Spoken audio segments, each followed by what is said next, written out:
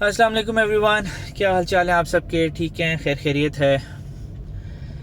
आज रात चलते हुए with a very heavy heart I wanted या I want to make a video and this video is all for Karachi.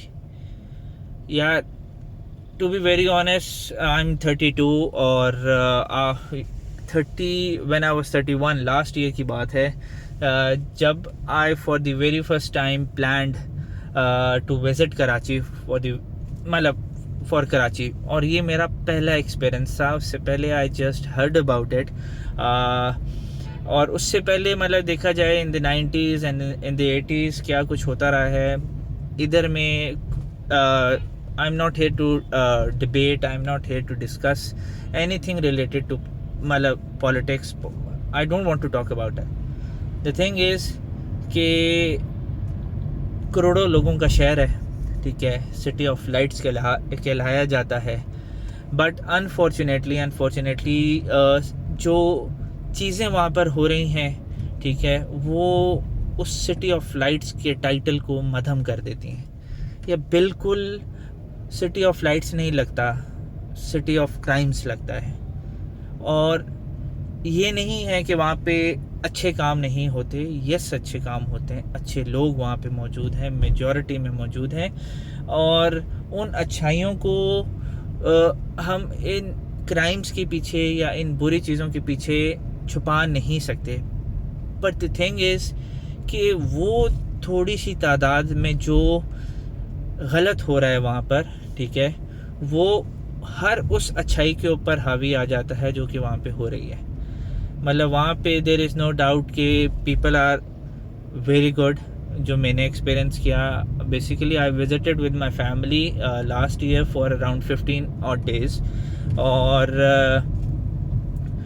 Unfortunately मतलब अगर फॉर एग्जांपल मैंने लाहौर ट्रैवल करना हो तो मेरे घर वाले मुझे जो टिप्स दे रहे होंगे वो डिफरेंट हैं, ठीक है। But when I was travelling to Karachi, ये तकरीबन हर घर की कहानी है।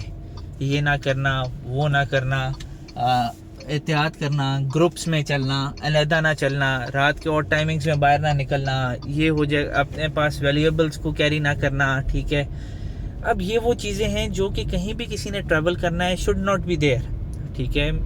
और टू बी वेरी ऑनेस्ट, जो मेरा पहला एक्सपीरियंस था, जो मैंने 15 दिन वहाँ पे लगाए, कराची के लोगों से मिल के खुशी हुई, बहुत खुशी हुई। कराची के खाने खा के बहुत खुशी हुई, कराची की जगहों को विज़िट करके बहुत खुशी हुई। और मेरा 15 दिन के जो स्टे था उसके अंदर कोई अल्हम्दुलिल्लाह कोई ऐसी चीज़ नहीं हुई जिसकी वजह से मुझे कराची से मोहब्बत हुई, और वो मोहब्बत आज भी कायम है।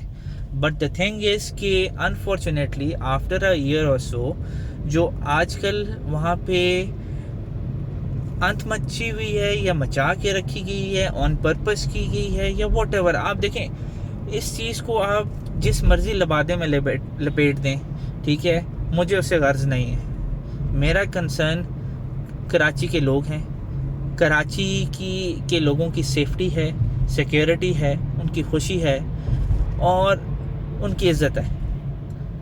ये वाली चीज़ जो अभी कराची, ये नहीं है कि बाकी, अगर मैं कराची में कराची के लिहाज से बात कर रहा हूँ तो बाकी सारे सिटीज़ आर 100% क्लियर। नो, मैं आज जो बात आप लोगों से कर रहा हूँ, इट इज़ नॉट कि एक पंजाबी किसी से बात कर रहा है या पठान किसी से बात कर रहा है या उर्दू स्पीकिंग किसी से बात कर रहा है, या कोई भी आप इसको अगर टर्म देना चाहें, ऐसी हरगिज़ बात नहीं है। मैं आज जब बात कर रहा हूँ तो एक पाकिस्तानी होने के नाते बात कर रहा हूँ। अगर कराची मेरा है तो कराची वालों का लाहौर भी है, कराची वालों का पेशावर भी है, कराची वालों का कोई क्वेटा भी है। हर मतलब कंप्लीट पाकिस्तान हर पाकिस्तानी के लिए है।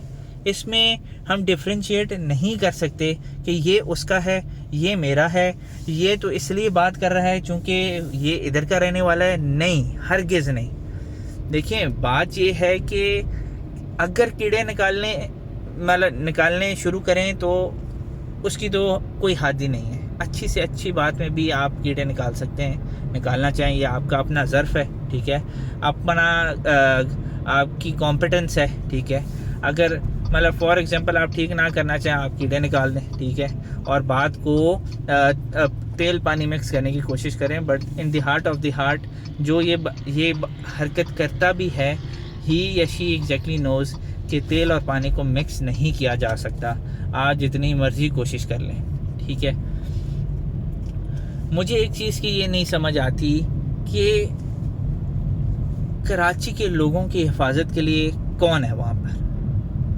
पुलिस को देखते हैं, पुलिस नज़र नहीं आती, बाकी इंतज़ामिया को देखते हैं, इंतज़ामिया नज़र नहीं आती, ठीक है। ऐसा क्यों? उनको, कराची वालों को, करोड़ों की आबादी को लावारिस क्यों छोड़ा गया हुआ? जिसको दिल करता है आके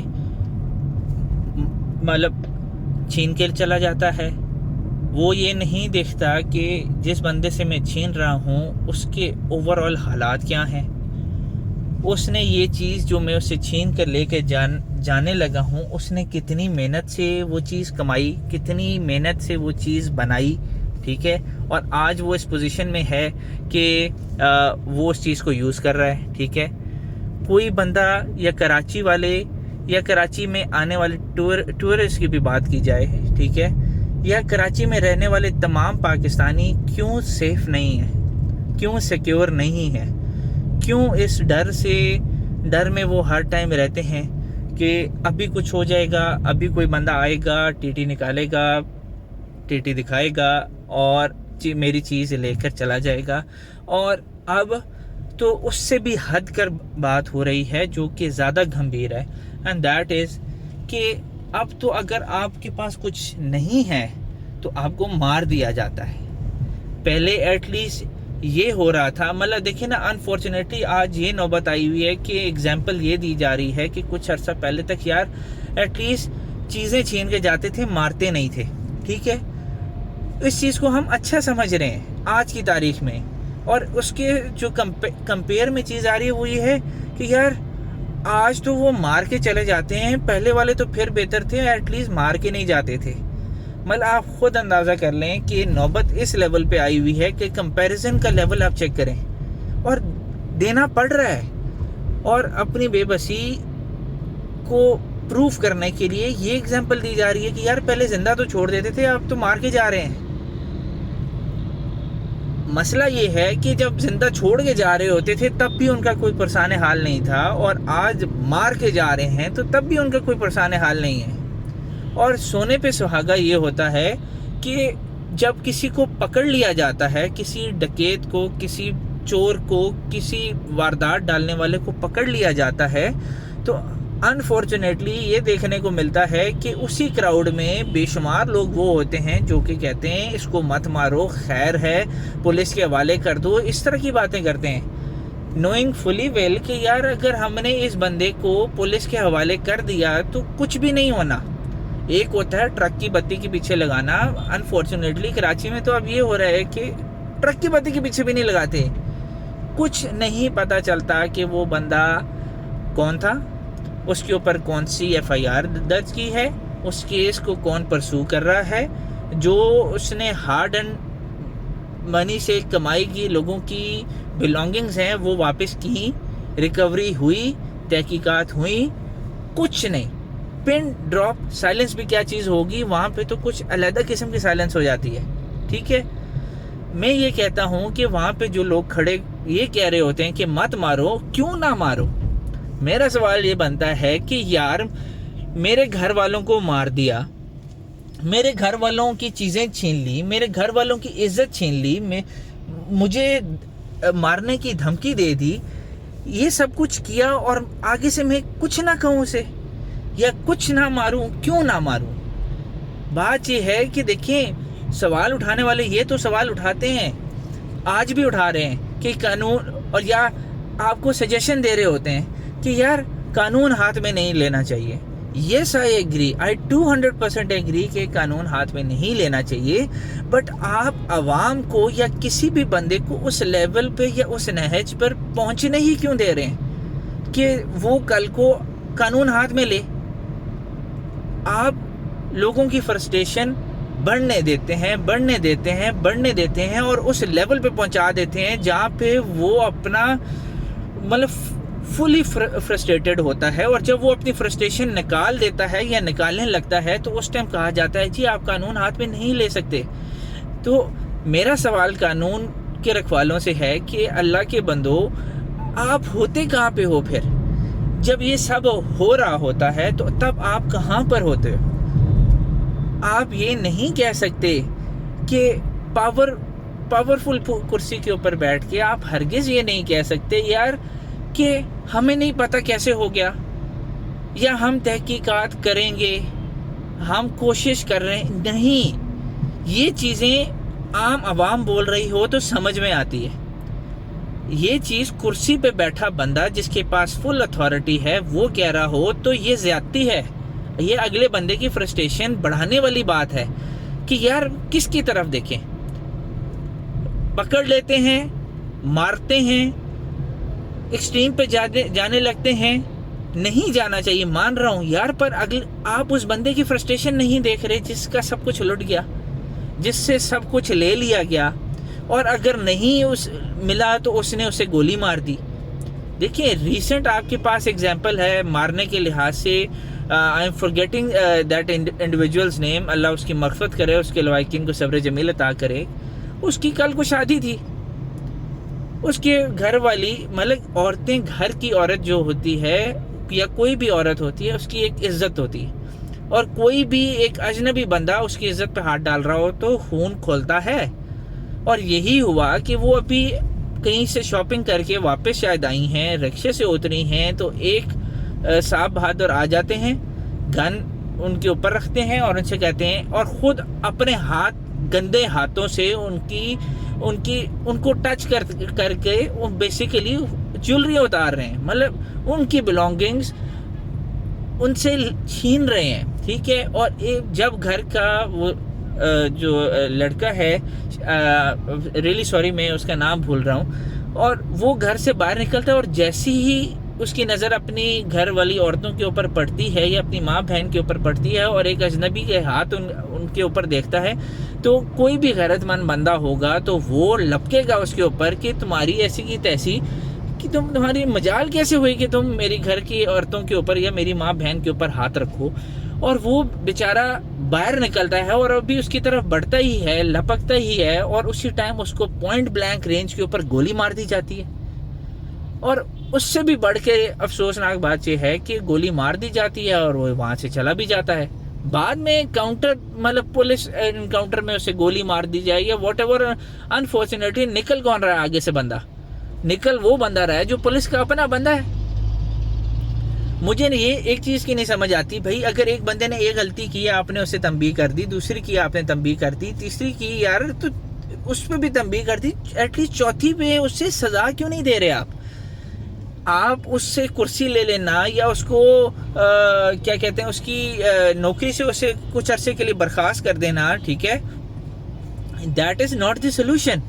इदारा खुद कह रहा है कि यार हमने बहुत सी तंबीह की, वो इन चीज़ों में मुलविस था, उसकी आदतें ऐसी थी, फलाना फलाना। तो जब आदतें ऐसी थी तो वो वर्दी पहन ही क्यों रहा था? आपने टाइमली जस्टिस नहीं किया, टाइमली उसको सज़ा नहीं दी। देखिए कुर्सी से नीचे उतार देना is not this punishment for me, ठीक है। आपने सज़ा देनी है, जो कानून कहता है उसके लिहाज से आपने सज़ा देनी चाहिए थी। और अगर आपने टाइमली वो सज़ा दी होती तो आज एटलीस्ट उस घर का जो बेटा था वो जिंदा होता, उस घर का या उसके क्या कहते हैं खातून का मियाँ जिंदा होता, होने वाला मियाँ जिंदा होता, और वो खुशियाँ एंजॉय कर रहे होते, ना कि वहाँ पे मातम का समा बन जाता। इसी तरह हमारे मतलब बहुत ही I am following those YouTubers from the very early stage, जब वो बेसिकली आए थे और सामने नज़र आने उनकी वीडियोस आना शुरू हुई with the name the idiots, जो उनका चैनल है यार।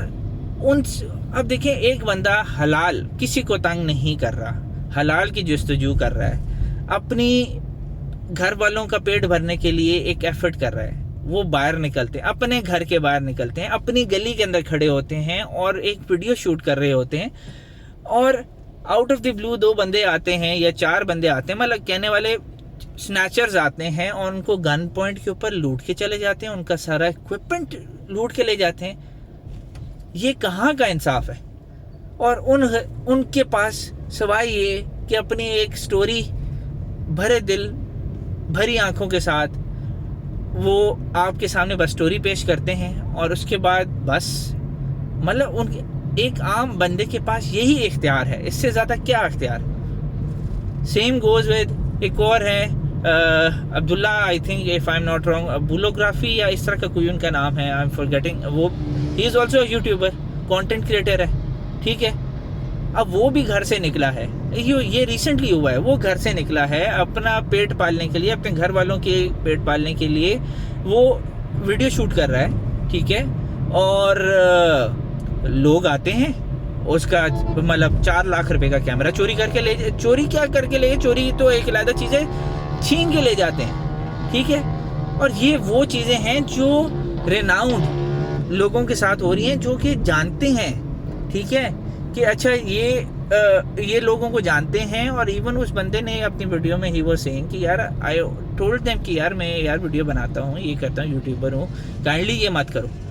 पर बात ये है कि जो बंदा आपसे छीनने आया है उसके कान में कौन सी नसीहत काम आएगी, ठीक है। उसी से पहले आप कुछ अर्सा पहले एक खबर आई थी कि to be very honest I am very bad in remembering names, ठीक है। एक हमारी एक्ट्रेस हैं, टीवी एक्ट्रेस हैं, वो अपने बाल बच्चों के साथ घर में उतर रही हैं और स्नैचर्स इसी तरह आ जाते हैं। अल्हम्दुलिल्लाह कोई ऐसी एक्सट्रीम इंसिडेंट नहीं हुआ, मतलब इन रिगार्ड्स टू किलिंग वगैरह।